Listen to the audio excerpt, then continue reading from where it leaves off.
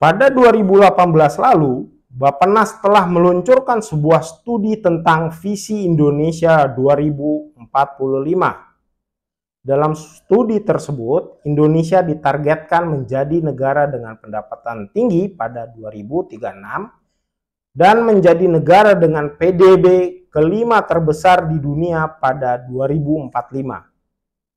Skenario yang digunakan untuk mencapai mimpi ini adalah dengan meningkatkan pertumbuhan rata-rata tahunan ke posisi 5,7% per tahun semenjak 2016 lalu hingga 2045 nanti. Menurut kajian tersebut, pertumbuhan ekonomi yang tinggi dan inklusif akan meningkatkan jumlah kelas pendapatan menengah menjadi sekitar 70% dari penduduk Indonesia pada tahun 2045. Targetnya adalah PDB per kapita sebesar 23.000 US dollar. Strategi meningkatkan pendapatan penduduk ini bukan tanpa alasan. Di tengah kekhawatiran terjebaknya Indonesia dalam middle income trap, studi ini memprediksi Indonesia bisa keluar dari jebakan tersebut pada 2036 mendatang dengan tingkat pendapatan per kapita di kisaran 13 ribuan US dollar untuk kemudian meningkat terus hingga 2045 dengan pendapatan per kapita di posisi 23 ribuan US dollar. Sejak studi ini diluncurkan, banyak bermunculan optimisme Indonesia untuk keluar sebagai juara dunia pada 20 tahun mendatang. Bahkan beberapa kalangan tak segan mengumbar janji pertumbuhan hingga 7%. Janji-janji ini mungkin bisa dianggap sebagai optimisme, alih-alih pesimisme, untuk menyambut kebutuhan untuk mendorong kinerja ekonomi yang optimal. Namun, yang juga perlu dipahami adalah upaya mendorong ekonomi secara lebih cepat juga membutuhkan ongkos maupun upaya yang juga lebih besar. Di samping itu, perlu juga dipikirkan agar pertumbuhan tersebut bisa dilakukan secara berkelanjutan. Aktivitas ekonomi pasca 2045 bisa tetap berjalan, bukan malah menyebabkan keausan karena terlalu panas didorong hanya sekedar untuk ambisi mencapai angka-angka tinggi agar bisa masuk kategori negara maju. Diskusi ini mencoba melakukan simulasi secara sederhana terkait kemungkinan Indonesia meningkatkan pertumbuhan ekonominya secara signifikan dalam 20 sampai 30 tahun mendatang. Simulasi ini bertujuan 1. Melihat posisi perekonomian Indonesia di masa mendatang setelah beberapa tahun mengalami pertumbuhan dengan angka yang dianggap ideal. Kedua, melihat seberapa besar ongkos yang diperlukan untuk mencapai tingkat pertumbuhan yang dianggap ideal tersebut. Dan yang terakhir, hasil simulasi ini juga akan digunakan sebagai pembanding atas tingkat pertumbuhan yang telah ditargetkan oleh visi 2045 maupun target-target lain yang ditetapkan berbagai pihak mengenai tingkat pertumbuhan yang ideal. Metode yang digunakan dalam simulasi ini adalah analisis tren linier. Tren ini disesuaikan dengan kebutuhan penetapan target kecepatan pertumbuhan dari saat ini, yaitu data terakhir tahun 2022 hingga tahun 2045 mendatang. Target kecepatan pertumbuhan ini dibagi kepada 3 skenario yang meliputi penggandaan PDB 5 tahun sekali, 10 tahun sekali, dan 20 tahun sekali. Berdasarkan skenario-skenario tersebut, akan diketahui beberapa kecepatan pertumbuhan ekonomi atau LPE yang dibutuhkan untuk bisa menggandakan PDB, serta seberapa besar PDB yang terbentuk pada 2045 nanti. Untuk mengetahui seberapa besar pertumbuhan di masing-masing skenario, simulasi ini menggunakan metode Rule of 70. Rule of 70 ini sendiri sebenarnya adalah asumsi kasar yang digunakan untuk memproyeksikan seberapa lama waktu yang dibutuhkan oleh suatu perekonomian untuk bisa menggandakan PDB-nya saat ini dengan tingkat pertumbuhan tertentu, di mana angka 70 adalah deret aritmatik yang dihasilkan dari jumlah pertumbuhan rata-rata setelah sekian tahun tertentu mencapai 100% atau 2 kali lipatnya. Cara menghitung jumlah tahun yang dibutuhkan tersebut ditulis dengan T sama dengan 70 dibagi angka pertumbuhan, di mana T adalah waktu yang dibutuhkan untuk menggandakan PDB dan laju pertumbuhan adalah tingkat pertumbuhan rata-rata tahunan. Dikarenakan skenario kita telah menetapkan jangka-jangka waktu yang dibutuhkan untuk menggandakan PDB-nya, yakni 5, 10, dan 20 tahunan, maka tingkat pertumbuhan untuk menyesuaikan skenario tersebut dihitung dengan laju pertumbuhan sama dengan 70 dibagi lama waktu penggandaan. Maka peta penggandaan PDB tersebut adalah sebagai berikut. Pada skenario penggandaan PDB tiap 5 tahunan, tingkat laju pertumbuhan ekonomi rata-rata per tahun adalah 14% per tahun. Sedangkan pada skenario penggandaan tiap 10 dan 20 tahunan, tingkat pertumbuhan yang dibutuhkan masing-masingnya adalah 7% dan 4% per tahun. Pada skenario pertama atau 5 tahunan, penggandaan PDB pertama diperkirakan terjadi pada tahun 2027, diikuti penggandaan kedua pada 2032, dan selanjutnya tahun 2037. Progres penggandaan atas PDB tahun 2037 akan berlangsung sebanyak 40% saja pada tahun 2045. Sementara itu pada skenario kedua, pertumbuhan yang dibutuhkan adalah 7% per tahun. Proses penggandaan berlangsung 2 kali pada tahun 2032 dan tahun 2042. Sehingga di tahun 2045 penggandaan PDB tahun terakhir yaitu 2042 baru berlangsung 20%. Untuk penggandaan PDB menggunakan skenario ketiga, yakni penggandaan tiap 20 tahunan, pertumbuhan yang dibutuhkan hanya 4% per tahun. Penggandaan diprediksi akan terjadi pada 2042. Dengan menggunakan asumsi di atas, kita bisa memperoleh gambaran sejauh mana PDB yang akan tercipta di 2045 nanti. Perlu diketahui, posisi Indonesia saat itu merujuk data tahun 2022 menurut versi World Development Indicator milik World Bank, berada pada urutan ke-16 dunia dari sekitar 213 negara yang diperbandingkan. Dengan menggunakan skenario pertama, proyeksi nilai PDB pada 2045, yakni pertumbuhan 14% per tahun, akan berada pada kisaran 312 sampai 398 ribu triliun rupiah atau sekitar 21 sampai 26 triliun US dollar menggunakan harga berlaku 2002 dengan asumsi harga konstan pada 2010 dan nilai tukar rupiah sebesar 14.848 rupiah per dolar. Pada posisi ini, Indonesia akan melampaui PDB Amerika saat ini, yakni tahun 2022, yang berada pada posisi 25,5 triliun US dollar. PDB Amerika Serikat sendiri merupakan PDB paling tinggi di dunia menurut catatan World Bank tadi. Sementara penerapan skenario kedua dengan pertumbuhan rata-rata 7% pada 2045, PDB Indonesia akan berada pada kisaran 81 sampai 93 ribu triliun rupiah atau sekitar 5 sampai 6 triliun US dollar. Angka ini berada di atas Jepang sebagai posisi PDB paling tinggi nomor 3 di dunia saat ini sebesar 4,2 triliun US dollar.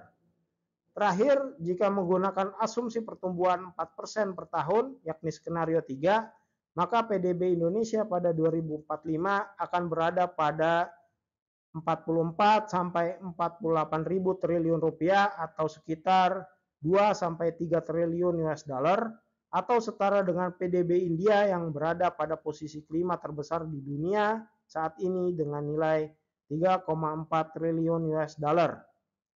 Dari sini kita juga bisa melihat seberapa besar tingkat kesejahteraan yang dihasilkan dari peningkatan PDB tersebut dengan menggunakan angka PDB per kapitanya. Oleh karena itu, data tingkat pertumbuhan penduduk juga perlu dilihat tren pertumbuhannya. Tingkat pertumbuhan penduduk di Indonesia terus mengalami perlambatan dengan rata-rata pertumbuhan sebesar 1,29% per tahun. Jika pada awal 90-an populasi kita sekitar 190 jutaan jiwa, pada tahun 2020-an jumlahnya diproyeksikan naik sekitar 42% menjadi 271 juta jiwa. Maka menggunakan asumsi pertumbuhan penduduk ini, nilai PDB per kapita pada tahun 2045 dengan menggunakan skenario 1 adalah sekitar 61,5 ribu hingga 77,3 ribu US dollar atau sejajar dengan 10% negara-negara pendapatan teratas di dunia pada 2022 lalu.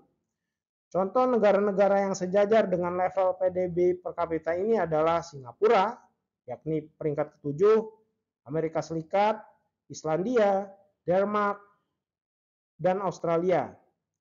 Sementara untuk skenario kedua, yakni dengan skenario pertumbuhan 7% per tahun, tingkat PDB per kapita pada 2045 Indonesia adalah sebesar 5.000 hingga 6.000 US dollar per kapita. Posisi ini sejajar dengan 30% negara teratas, terutama pada negara-negara dengan peringkat 53 hingga 60, yang meliputi Guyana, Antigua dan Barbuda, Kroasia, Polandia, Trinidad Tobago, Panama, dan Romania. Sementara untuk skenario ketiga, PDB per kapita yang terbentuk pada 2045 adalah sekitar 8,7 ribu hingga 9,3 ribu US dollar per kapita. Hal ini berada pada kelompok negara 40% teratas pendapatan per kapitanya, terutama negara dengan peringkat 74 sampai 84 meliputi Turki, Mauritius, Republik Dominika, Grenada, Montenegro, Serbia, Saint Vincent, Brazil, Gabon, Dominika, dan Belarus. Hal yang perlu menjadi catatan terkait grafik pertumbuhan penduduk di atas adalah sinyal tentang berakhirnya bonus demografi di Indonesia. Perlambatan angka pertumbuhan penduduk mengakibatkan pergantian penduduk usia produktif yang memasuki masa pensiun tidak diimbangi dengan jumlah pekerja muda yang tersedia di lapangan. Dalam jangka panjang, penduduk yang masih bekerja akan memiliki angka ketergantungan hidup yang sangat tinggi. Beberapa hal yang perlu untuk diperhatikan adalah terkait skala pertumbuhan yang membutuhkan transformasi struktur perekonomian. Pertumbuhan kualitas PDB akan makin besar seiring dengan peningkatan kuantitas PDB itu sendiri, meski dengan tingkat pertumbuhan yang sama. Misalnya, menggunakan skenario pertama, yakni penumbuhan 14%, upaya meningkatkan PDB senilai 3.000 US dollar pada fase pengganaan pertama membutuhkan waktu 5 tahun dari 2023 sampai 2028. Maka penambahan dengan nilai yang sama pada fase pengganaan ketiga sekitar tahun 2037 hanya membutuhkan waktu 1 tahun saja. Jika dikaitkan dengan kondisi perlambatan pertumbuhan jumlah penduduk di atas, tentu menjadi perhitungan dalam meraih tingkat kesejahteraan di masa depan. Selain melonggarkan beban PDB per kapita, perlambatan ini juga perlu dilihat sebagai tantangan menggeser basis konsumsi dari produk primer menjadi produk bernilai tambah atau sekunder atau tersier. Contoh anekdotal dari hal ini adalah bila pada saat ini konsumsi bahan-bahan dasar lokal, misalnya beras, kue, dan lain-lain bisa menghasilkan pertumbuhan 7% berkat besarnya pasar konsumsi penduduk, maka pada masa mendatang pertumbuhan 7% perlu juga ditopang oleh konsumsi dari barang-barang lokal dengan nilai tambah seperti komputer, mobil, dan lain-lain. Dalam skala makro, fenomena peningkatan kualitas konsumsi ini bisa dilihat dari pergeseran basis produksi menuju sektor yang memiliki nilai tambah. Berangkat dari kebutuhan transformasi struktur perekonomian inilah perlu dihitung besar investasi atau ongkos yang diperlukan setiap tahunnya untuk menopang pertumbuhan yang dianggap ideal. Ongkos ini dilihat dari besarnya tabungan masyarakat yang diperoleh dari proporsi tabungan atau S kecil dalam perekonomian atau disimbolkan dengan Y besar. Besarnya tabungan masyarakat inilah yang diasumsikan sebagai tambahan investasi atau disimbolkan DK dalam perekonomian. Atau secara matematis bisa ditulis dengan rumus sebagai berikut. Investasi DK di sini merupakan salah satu penyusun dari output dalam perekonomian atau kita kenal dengan pertambahan modal tetap bruto atau disingkat PMTB. Selain dari konsumsi masyarakat serta pemerintah dan total transaksi berjalan pada suatu waktu tertentu. Di awal pembahasan kita juga sudah mengetahui bahwa tambahan investasi ini bisa digunakan untuk mengukur nilai ICOR atau K kecil, di mana ICOR merupakan perbandingan antara PMTB terhadap selisih output tahun sekarang dengan tahun sebelumnya, atau disingkat dengan DY. Sehingga dari sini kita bisa mengetahui nilai tabungan atau S kecilnya. Dengan mensimulasikan tingkat pertumbuhan G inilah, kemudian bisa diketahui besarnya kapasitas simpanan investasi kita, maupun mengukur seberapa besar kapasitas simpanan tambahan untuk mencapai pertumbuhan yang ideal. Gambar di atas menunjukkan kondisi realisasi investasi di Indonesia sejak 1990 sampai 2022 lalu. Investasi tersebut telah menghasilkan tingkat pertumbuhan yang beragam sepanjang waktu. Sebenarnya tingkat investasi kita dari waktu ke waktu, baik sebelum krisis 98, pada masa RPJMN pertama dan kedua hingga RPJMN ketiga, tidak terlalu banyak perubahan, yakni sekitar 30-35% dari PDB.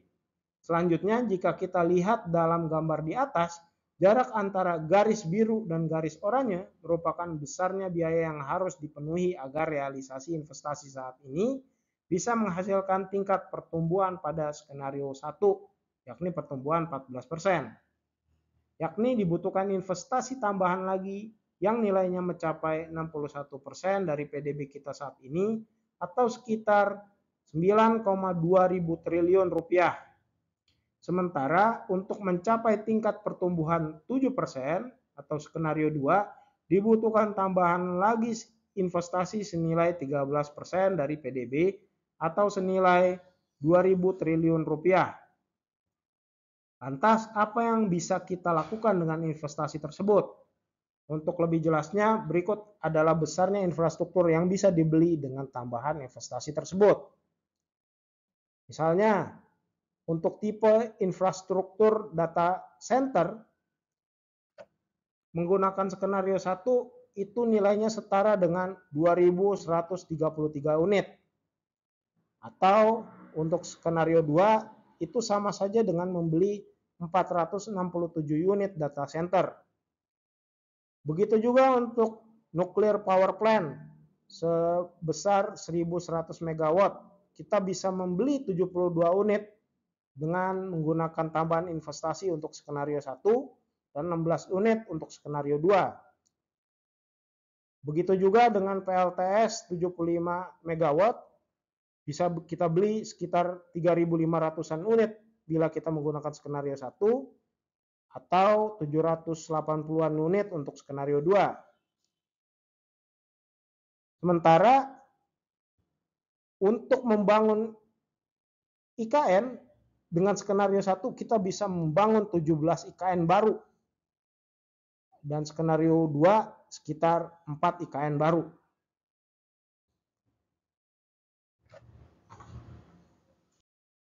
Upaya menutupi gap kebutuhan pertumbuhan ideal ini bisa ditempuh dengan beberapa cara, seperti utang, investasi langsung, ataupun lewat perbaikan teknologi.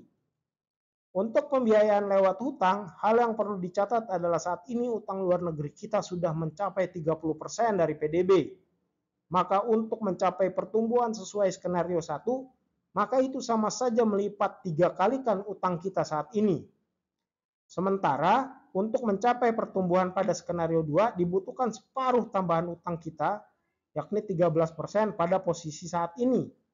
Dan itu baru untuk 1 tahun pencapaian pertumbuhan. Untuk menutupi kebutuhan modal melalui investasi asing masih sangat terbuka lebar untuk dilakukan. Gambarannya adalah perbandingan antara proporsi investasi negara-negara di dunia terhadap besarnya proporsi negara-negara investor tersebut dalam menginvestasikan uangnya di Indonesia. Sehingga gap antara keduanya bisa merefleksikan celah untuk merebut aliran modal tersebut untuk bisa ditempatkan di sini. Tabel berikut menunjukkan 10 negara investor utama yang menginvestasikan modalnya di seluruh dunia. Negara paling besar yang mentransfer modalnya ke luar negeri adalah Amerika Serikat, sekitar 18,5% dari total investasi dunia. Namun, peluang tersebut belum mampu untuk direbut. Hal ini terlihat dari dominasi modal AS yang hanya sebesar 1,5% dari total FDI di Indonesia.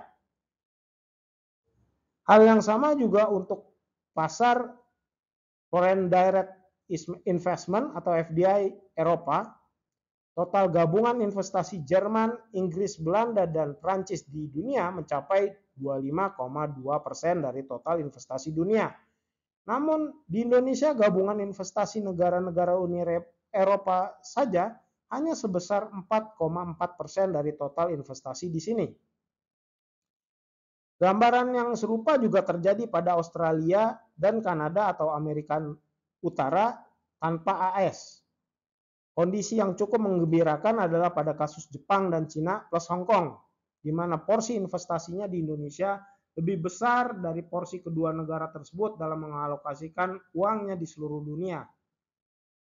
Kondisi tersebut menunjukkan perlu ada pembenahan di internal agar uang dari internasional itu bisa lebih banyak masuk ke dalam negeri. Perbaikan regulasi maupun infrastruktur penunjang serta daya saing tingkat upah lokal perlu dilakukan untuk mendukung hal tersebut. Meski yang juga perlu diingat adalah cara ini sifatnya hanya sebagai modal tambahan, bukan sebagai modal utama untuk mendorong pertumbuhan di dalam negeri. Berdasarkan catatan BKPM atau Badan Penanaman Modal di Indonesia, dalam 15 tahun terakhir tutupan FDI terhadap kebutuhan investasi kita masih sekitar 2% dari PDB. Sehingga ada gap yang sangat besar untuk memenuhi kebutuhan dalam rangka meningkatkan pertumbuhan yang sangat besar sesuai skenario di atas. Cara lain yang paling efektif untuk bisa memenuhi kebutuhan investasi tersebut adalah dengan mengurangi harga dari investasi tersebut. Hal tersebut ditempuh dengan meningkatkan kapasitas teknologi di negara kita. Seperti disebutkan di awal pembahasan, ICOR RI di tahun 2022 hanya sebesar 6,8. Artinya dibutuhkan 6,8 unit tambahan modal jika ingin menaikkan 1 unit output per tahunnya. Dengan tingkat pertumbuhan rata-rata tahunan sebesar 5,03% misalnya menggunakan rata-rata periode RPJMN ketiga untuk mencapai pertumbuhan sebesar 7% saja, dibutuhkan tambahan tingkat investasi rata-rata sebesar 13,4% dari PDB lagi. Ongkos ini tergolong sangat besar jika dibandingkan dengan ongkos yang kita perlukan untuk mendorong perekonomian pada masa lalu. Misalnya, pada masa ekonomi non-migas, yakni 1986 sampai 1996, ongkos tambahan yang dibutuhkan untuk menghasilkan 1 unit output saat itu hanya sebesar 4,8 unit. Artinya jumlah investasi yang bisa diselamatkan pada tingkat pertumbuhan yang sama untuk mencapai angka pertumbuhan 7% jika ICOR diefisiensikan setara masa ekonomi non-migas bisa mencapai 4% dari PDB atau sekitar 36,8 miliar US dollar. Ini setara dengan 9,3% dari total hutang luar negeri kita hingga kuartal kedua 2023 ini. Dan investasi tersebut hanya untuk 1 tahun. Padahal kebutuhan untuk mencapai cita-cita negara maju adalah pertumbuhan yang stabil sesuai masing-masing skenario setiap tahun hingga 2045. Teknologi yang digunakan untuk meningkatkan kapasitas produktivitas output tidak melulu berupa pengadaan hard infrastructure, namun bisa termasuk investasi dalam meningkatkan kapasitas sumber daya manusia hingga perbaikan kelembagaan ekonomi. Pembelian infrastruktur keras hendaknya dilakukan berbasis kebutuhan permintaan masyarakat dalam mendukung kegiatan perekonomian maupun kebutuhan minimum mereka. Investasi yang didahului permintaan dari kegiatan ekonomi masyarakat dan kebutuhan minimum warga akan menghasilkan onggokan infrastruktur yang tidak bisa dimanfaatkan secara optimal. Akses warga terhadap infrastruktur yang tersebut terputus karena aktivitas mereka yang tidak berhubungan atau mismatch dengan adanya infrastruktur tersebut. Pengadaan infrastruktur yang dilakukan untuk mengikuti tren misalnya hanya akan menghasilkan ketimpangan akses bagi segelintir aktor ekonomi yang aktivitas perekonomiannya berkaitan dengan infrastruktur tersebut. Akibatnya, return of investment atau ROI menjadi rendah dan pastinya rawan menjadi sumber korupsi dari mulai pengadaan sampai perawatan aset tersebut. Sementara sebaliknya, pengadaan infrastruktur yang tidak mengikuti permintaan itulah yang menyebabkan aktivitas perekonomian menjadi tidak efisien. Hal ini selaras dengan teori ekonomi yang diajarkan di bangku kuliah. Menurut asumsi model pertumbuhan Solow, penambahan modal atau investasi pada saat ekonomi sudah jenuh justru akan mengurangi kemampuan dari investasi itu untuk meningkatkan pertumbuhan perekonomian. Oleh karena itu, untuk keluar dari inefisiensi ini adalah dengan meningkatkan kualitas pertumbuhan tersebut dengan meningkatkan teknologi. Hal yang paling kasat mata adalah fenomena ketimpangan investasi yang terpusat di Jawa. Pertumbuhan ekonomi yang cenderung sudah jenuh di Jawa terus diikuti dengan pemusatan investasi terhadapnya. Total investasi di Pulau Jawa pada tahun 2018 sampai 2019 rata-rata per tahunnya mencapai 54,42% dari total investasi yang ada di Indonesia. Sementara Jakarta sendiri mencapai lebih dari 20%-nya. Pemusatan investasi ini bukan tanpa alasan. Jawa merupakan pusat aktivitas manusia di Indonesia sehingga aktivitas konsumsi atau pasar mayoritas berada di pulau ini. Tingginya aktivitas manusia ini makin hari makin bertambah karena upaya untuk menghidupkan aktivitas ekonomi di luar pulau ini juga nampaknya tidak terlihat pada perkembangannya. Contohnya, jalur kereta api aktif mungkin bisa mendukung pernyataan anekdotal tentang masih minimnya pembangunan di luar Jawa. Hasil tangkapan layar dari sumber openrailwaymap.org di atas menunjukkan jalur kereta api di Indonesia hanya terpusat di Jawa. Sumatera memiliki beberapa jalur namun tidak terhubung sepanjang pulau. Sebagian dari Lampung hingga Palembang, sebagian lagi hanya beroperasi di Sumatera Barat, dan sebagian lagi di Sumatera Utara. Keberadaan jalur ini rata-ratanya merupakan peninggalan masa lalu. Sementara di Sulawesi, jalur kereta hanya ada di Sulawesi Selatan. Sedangkan Pulau Kalimantan dan Papua yang menjadi pulau terbesar di Indonesia sama sekali tidak ada jalur kereta yang melewatinya. Kondisi ini tentu akan sulit untuk mengharapkan terjadinya mobilitas dan interaksi ekonomi dengan skala yang besarnya di selain Pulau Jawa.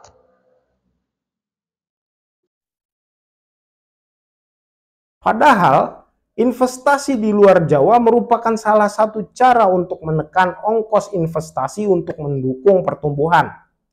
Hasil simulasi terhadap skenario 1 diketahui bisa menghemat pembiayaan investasi sekitar 4% sampai 5% dari total PDB. Sementara pada skenario 2, penghematannya berkisar antara 2% sampai 3% dari PDB.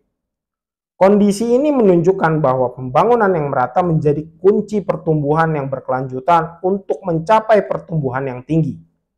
Oleh karena itu, pada bagian selanjutnya, kita akan melihat fenomena ketimpangan yang terjadi pada berbagai provinsi di Indonesia.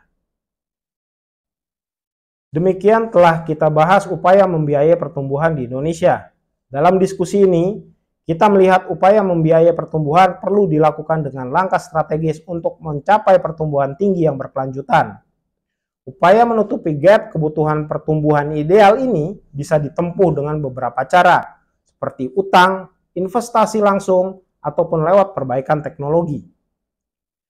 FDI akan sangat berguna membantu penguatan investasi, meski porsinya kecil terhadap PDB. Hal yang sama juga berlaku pada pilihan hutang. Perlu ada pembenahan di internal agar uang dari internasional itu bisa lebih banyak masuk ke dalam negeri. Peningkatan teknologi sekaligus perbaikan kelembagaan ekonomi yang efektif dan efisien merupakan syarat tercapainya pertumbuhan tinggi yang berkelanjutan. Perbaikan regulasi maupun infrastruktur penunjang serta penguatan daya saing tingkat upah lokal perlu dilakukan untuk mendukung hal tersebut. Sementara, pembangunan daerah bermanfaat dalam menjamin pertumbuhan ekonomi berkelanjutan dan mengefisienkan biaya. Pada akhirnya, tujuannya dari pembiayaan pembangunan adalah untuk mensejahterakan rakyat yang secara optimal. Dengan demikian, berakhirlah pembahasan aspek fundamental ekonomi dalam pembangunan Indonesia. Ikuti terus channel ini, jangan lupa like, subscribe, dan share video ini ya.